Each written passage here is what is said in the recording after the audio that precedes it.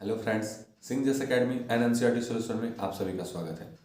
दोस्तों, आज हम लोग क्लास 11th की एक इंग्लिश पोएम को पढ़ने चल रहे हैं जिसका नाम है चाइल्डहुड और इसे लिखा है मार्कस नटन ने। दोस्तों, हम सब जानते हैं कि जो बचपन होता है, चाइल्डहुड जो हमारा पीरियड होता है लाइफ का, वो सबसे अहम और सबसे ब्यूटीफुल मोमेंट होता है हमारे पूरे लाइफ का। सबसे एक अहम हिस्सा होता है हमारे जीवन का, जिसे हर इंसान एक उम्र बीत जाने के बाद अवश्य ही याद करता है। सब याद करते हैं कि काश मैं वापस से अपने बचपन में जा पाता, थोड़ा टाइम में फिर से उन लम्हों को जो मैंने बिता दिए उन्हें मैं जी पाता। अपने पुराने दिनों को हर कोई याद करता है जो उसने बचपन में आनंद के दिन जिए थे, जिसमें उसे किसी प्रकार की चिंता नहीं थी, उसके ऊपर घर की जिम्मेदारियां नहीं थी या फिर वो किसी परेशानियों में न था। उस पल को सब लोग याद करते हैं।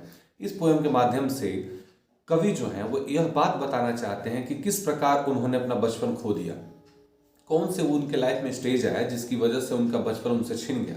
इसी बारे में उन्होंने बात की है कि बचपन तो मेरा भी सभी बच्चों के जैसा सामान्य बचपन मेरा भी था। कवि कहते हैं कि सभी सामान्य बच्चों की तरह मेरा भी बचपन था, तो आखिर मेरी लाइफ में ऐसा कौन सा इंसिडेंट हुआ, ये ऐसी कौन सी चेंज मेरी लाइफ में आई जिससे मैंने अपने बचपन को खो दिया। इसी बात पे उन्होंने कुछ स्टेजेस का वर्णन किया है, कुछ स्टेज बताया उन्होंने अपनी लाइफ के, और वहां से उन्होंने रिलेट करने की कोशिश की है कि क्या यही वो घटना थी जिसमें मैंने अपना बचपन खो दिया।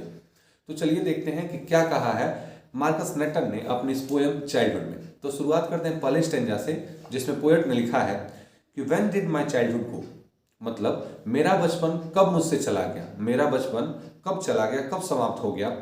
Was it the day I ceased to be 11, क्या ये वो दिन था जब मैं 11 साल का हुआ। कवि कहते हैं क्या ये वो दिन था जब मैंने अपना बचपन खो दिया, जब मेरी उम्र 11 साल की हो गई थी। Was it the time I realise that hell और हेवन, या फिर ये वो समय था जब मुझे रियलाइज हुआ कि जो हेल और हेवन जैसी चीजें हैं, अर्थात स्वर्ग और नर्क जैसी चीजें हैं, could not be found in geography, उन्हें ज्योग्राफी में नहीं पाया जा सकता। कहने का मतलब है, कवि यहाँ पे कह रहे हैं कि जब मैं 11 साल का हुआ तब मैंने अपना बचपन खो दिया था, या फिर जब मैं चीजों को रीजनेबली, रैशनली, तर्क के माध्यम से समझने लगा था कि क्या स्वर्ग और नरक जैसी चीजें होती भी हैं जैसा बचपन से हमें कथाओं के माध्यम से सुनाया जा रहा है। क्या जो धर्म ग्रंथों में, समाज में ढोंग, पाखंड, अंधविश्वास जैसी चीजें हैं वो सच में भी होती हैं या साइंटिफिकली भी ये प्रूव्ड हैं।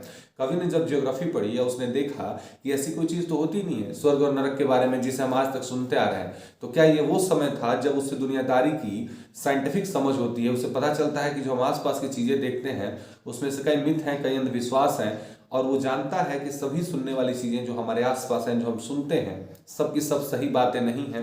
कुछ बातों को गलत इंटरप्रेट किया गया है या फिर हमें कुछ भी समझा दिया जाता है जब हम एक बच्चे होते हैं। तो क्या यह जब उसमें तार्किक समझ, साइंटिफिक सोच जब उस कवि में आती है, तो क्या यह वो समय था जब उसने अपना बचपन खो दिया। तो आगे कहते हैं and could there could not be, ना तो ये जियोग्राफी में पाई जाती है और ना ही उनका वहां कोई अस्तित्व है, ना ही रियल लाइफ में अस्तित्व है। स्वर्ग या नरक जो चीजें होती हैं यही होती हैं, और ना ही इनका किसी ज्योग्राफी के बुक में है कि धरती के नीचे पाताल है, ऊपर जाएंगे तो स्वर्ग है।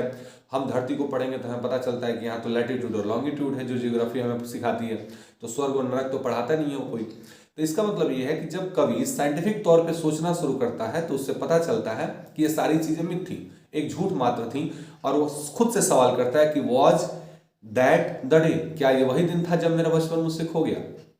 जब मैंने चीजों को तार्किक रूप से समझना शुरू किया तो क्या वही वो पल था जब मैंने अपना बचपन खो दिया। दूसरे स्टेंजा की तरफ चलते हैं, उसमें कवि ने कहा है when did my childhood go, कवि कहते हैं कि मेरा बचपन कब चला गया। Was it the time I realise that adults were not all they seem to be, क्या ये वो पल था जब मुझे एहसास हुआ कि जो अडल्ट्स होते हैं, जो बड़े लोग होते हैं, जो मैच्योर लोग होते हैं, परिपक्व होते हैं, जो वो वैसे नहीं होते जैसे दिखाई पड़ते हैं, अर्थात उनके स्टैंडर्ड डबल होते हैं। वो दो तरीके से बिहेव करते हैं। पहला क्या है, they talk of love and preach of love, वे प्रेम के बारे में बात करते हैं और प्रेम के बारे में व्याख्यान देते हैं, उपदेश देते हैं लोगों को। But didn't take so lovingly, लेकिन जब खुद उसी आचरण पे, उसी रवैये पे, उसी एटीट्यूड पे बिहेव करने की बात आती है, किसी और के साथ प्रेम से पेश आने की बात आती है, they do not act so lovingly, तो वो किसी से प्रेम से बर्ताव करते ही नहीं। तो वॉज दैट द डे, क्या ये वो दिन था जब मैंने अपना बचपन खो दिया। कवि यहाँ पे कह रहे हैं कि जब मैंने दुनियादारी समझी, मैंने आसपास की चीजों को ऑब्जर्व किया और पता किया कि जो बड़े लोग हैं, जो अडल्ट लोग हैं, जो अपने आप को दिखाते हैं मैं कितना मैच्योर हूँ, जो सामने तो कुछ और बात करते हैं लेकिन पीठ पीछे जाने के बाद कुछ और बातें करने लगते हैं, सामने उपदेश देते हैं कि प्रेम करना चाहिए, सबसे प्रेम से पेश आना चाहिए, लेकिन खुद उन्हें यही पाठ भूल जाता है जब वो किसी दूसरे के सामने जाते हैं।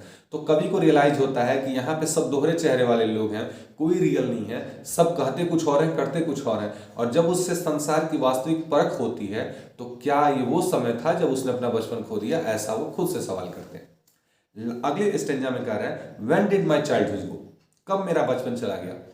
Was it when I found my mind was really mind, क्या तब जब मुझे एहसास हुआ कि ये जो मेरा दिमाग है ये मेरा खुद का है, अर्थात मेरे जो सोच है, मेरे विचार जो हैं वो खुद के हैं, क्या तब मुझे एहसास हुआ जब मुझे लगा कि अब तो मैं कुछ भी सोच सकता हूँ, ये मेरा अपना विचार है, इस मुद्दे पे मैं अपनी अलग राय दे सकता हूँ, किसी पॉइंट ऑफ व्यू पे मैं कुछ बोल सकता हूँ, मेरी अपनी एक अलग समझ हो सकती है, अपनी अंडरस्टैंडिंग हो सकती है, क्या ये वो टाइम था। आगे देखते हैं, to use whichever I choose, मैं उन विचारों को प्रयोग कर सकता जिन्हें मैंने चयन किया है। Producing thought that were not those of other people, मैं कुछ अलग विचार व्यक्त कर सकता हूं जो दूसरों से लिए गए नहीं है, मतलब मेरे खुद के इंडिविजुअल्स के कुछ विचार हो सकते हैं जो मेरे दिमाग की उपज होगी, जिसमें मैंने सोचा होगा, जिसमें मैंने काम किया होगा। But my own and mine alone, जो सिर्फ मेरे विचार होंगे और सिर्फ मेरा ही हक होगा उन पे, किसी और का नहीं। वॉज दैट द डे, क्या ये वो समय था। कभी यहाँ पे कहते हैं कि क्या वो तब दौर आया जब मुझे मेरे अंदर अपनी समझ विकसित हो गई थी, चीज़ों के प्रति अपनी अंडरस्टैंडिंग मैंने विकसित कर ली थी, किसी मुद्दे पे अपनी राय में रख सकता था जो मेरे निजी विचार थे, क्या वो पल था जब मेरे अंदर अंडरस्टैंडिंग आ गई, क्या तब मैंने अपना बचपन खो दिया था। अगले पैसेज की ओर चलते हैं। अगले पैसेज में उन्होंने कहा है where did my childhood go, मेरा बचपन कहाँ चला गया। It went to some forgotten place, संभवतः ये किसी ऐसी जगह पे चला गया है जिसके बारे में मैं भूल चुका हूं, किसी भूली भटकी जगह पे चला गया। That's the hidden in my infant face, जो कि किसी बच्चे के मासूम से चेहरे में छुपा हुआ है। मेरा जो बचपन कभी एक मासूम चेहरे के पीछे छुपा हुआ होता था, जो इतनी बड़ी चीजें नहीं समझता था, कोई भी कुछ कहता था तो भोलेपन से उन चीजों को मान लेता था, कोई भी उससे प्रेम जाहिर करता था तो उसे लगता था कि ये सच्चा इंसान है, कोई भी कोई बात कहता था तो मान जाता था, ये नहीं सोचता था कि इनके तर्क, इनका जो रीजन है, इनकी जो अंडरस्टैंडिंग है वो सही भी हो सकती है, गलत भी हो सकती है। वो मेरे बचपन का दौर था। कभी कहते हैं कि वो कहाँ चला गया। That's hidden in infant face, शायद वह एक बच्चे के चेहरे में था जो कहीं चला गया, कहीं खो गया, किसी भूली भटकी जगह पे।